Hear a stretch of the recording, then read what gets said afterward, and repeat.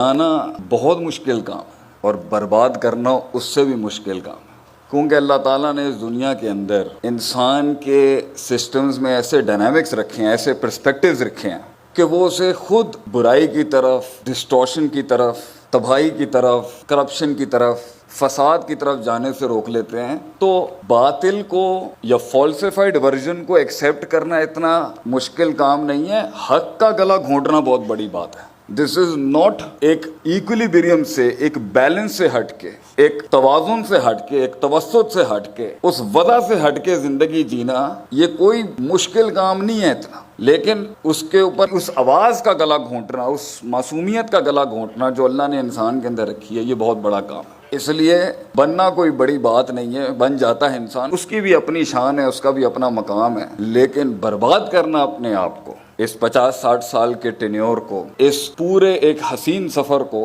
اس کو برباد کرنا بہت مشکل کام ہے۔ اور بڑا دکھ ہوتا ہے صرف اس آؤٹ لک کے ساتھ کہ ایک انسان نے اپنی زندگی برباد کر دی۔ برباد ان اے سینس یہ نہیں کہ اس نے غلط راستے اپنائے، یہ بھی بربادی ہے کہ وہ کچھ بنا نہیں سکا زندگی کے۔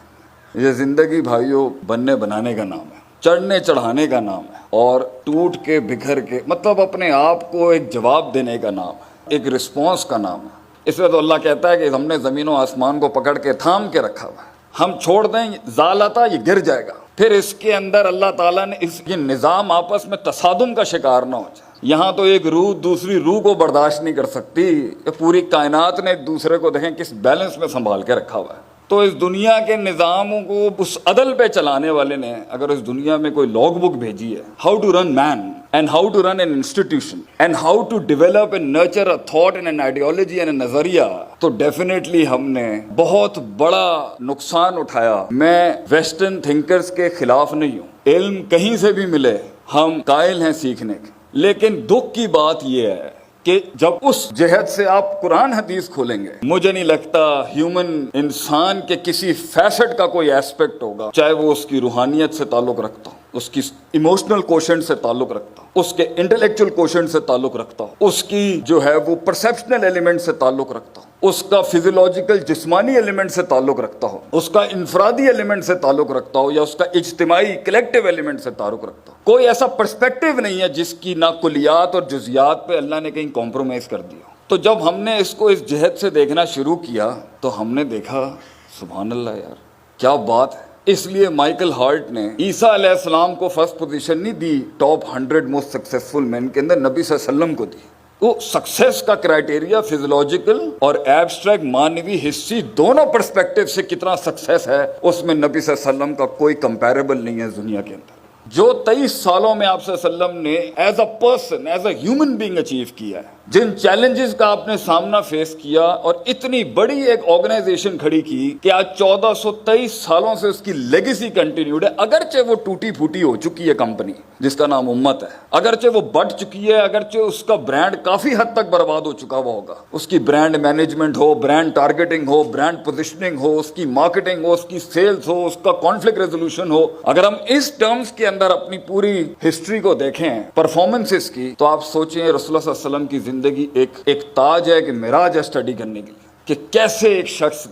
ایک شخص آج کے دور میں بھی دیکھیں، اگر اس محاورے کے تحت دیکھیں کہ ہم رجال و نحن رجال، انسان وہ بھی تھے اس دور کے، ان سے پہلے بھی تھے اور آج بھی انسان ہے، ڈائنامکس انسان کی نہیں بدلی ہوئی، کیسے کر گیا؟ ادھر ایک انسان اپنی آواز نہیں بیچ سکتا اگلے کو، کیسے آپ نے کیا کیا تھنکرز کریٹ کیے آپ صلی اللہ علیہ وسلم، کیسے ریفارمرز کریٹ کیا آپ نے، کیسی فرسٹ لائن آف ڈیفense ایکڈیمکس کی کھڑی کی آپ نے، علماء تیار کیا آپ نے، ان العلماء ورثۃ الانبیاء کے تحت۔ ایک ایرتھمیٹک گراؤنڈ پر نبی صلی اللہ علیہ وسلم کی زندگی کو آپ کو اینالائز کرنا پڑا ہوگا کہ کیا یہ صرف معجزاتی لحاظ سے سکسیسفل تھے، was it a super natural struggle, یا نبی صلی اللہ علیہ وسلم نے گراؤنڈز پہ کچھ کام کیے تھے یا نہیں، کیا ما تحت الفطرت ایگزرشنز تھیں یا نہیں، یا سارا ما فوق الفطرت اسی ایٹیٹیوڈ سے زندگی گزارنی ہے کہ ہمارے حالات، وہ تغیر جس کا ہم منتظر ہیں، کیا وہ رونے سے آئے گا؟ کیا وہ ان دکھوں میں ڈوبنے سے آئے گا؟ کیا وہ زمین پہ بکھرے اس مالا کی موتیوں کی طرح بکھرنے سے آئے گا؟ کیا وہ سسکنے سے آئے گا، تڑپنے سے آئے گا، یا اکیلے یاروں میں بیٹھ کے کمپلین باکس کر کے گلے کرنے سے آئے گا؟ وہ کیسے آئے گا؟ کیسے ایک شخص پہاڑ بنتا ہے، کیسے ایک کلی پھول بنتی ہے، کیسے ایک قطرہ ایک سمندر بن جاتا ہے، ایک عام سا شخص لوگوں میں گھومنے والا ایک آواز بن جاتا ہے، ایک احساس بن جاتا ہے؟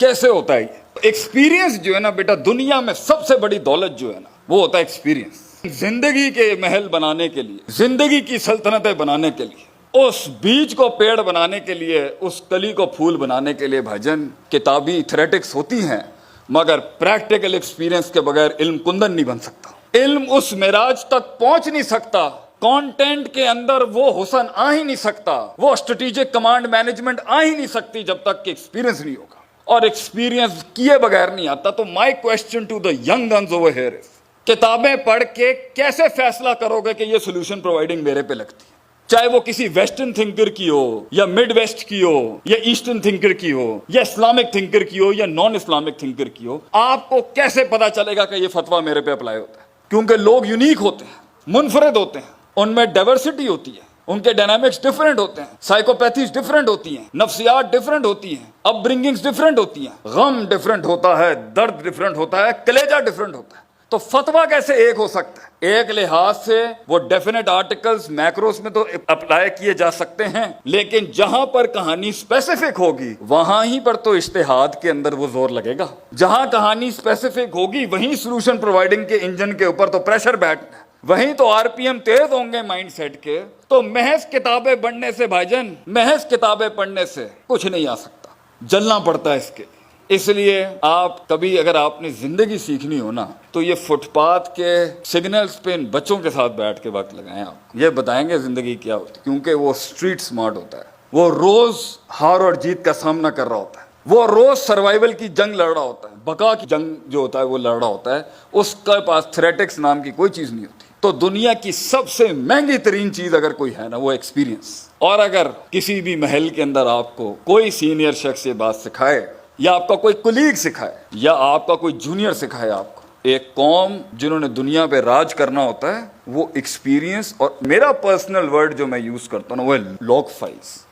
فائلز اکٹھی کرتا ہے۔ آپ کے ارد گرد میں آپ کو استاد نہیں ملے، یہ ہو نہیں سکتا۔ آپ کے ارد گرد میں آپ کو اپنی فیلڈ کا پیر نہ ملے، یہ نہیں ہو سکتا۔ آپ نے تلاش کیا آپ کو ایک رہبر، یہ ہو نہیں سکتا۔ ابھی قیامت نہیں آئی کہ اللہ اس دنیا سے اہل علم اٹھا لے۔ صحیح مسلم کی روایت ہے، قیامت کی بڑی نشانی کیا ہے؟ انتزاع العلم۔ اللہ ایکسپیرینس لوگ اٹھا لے گا سسٹم سے، پار ایکیڈیمکس ایکسلنس اٹھا لے گا سسٹم سے، جورسٹ اٹھا لے گا سسٹم سے، ایگزیجسٹ اٹھا لے گا سسٹم سے، انٹرپریٹرز اٹھا لے گا سسٹم سے۔ جہالت ہی اور جہالت یہی ہوتی ہے کہ پتہ نہیں ہوتا کیا ہے، اور اگر پتہ ہے تو یہ نہیں پتہ اپلائی کہاں کرنا ہے۔ تو experience is what is the biggest asset of a nation.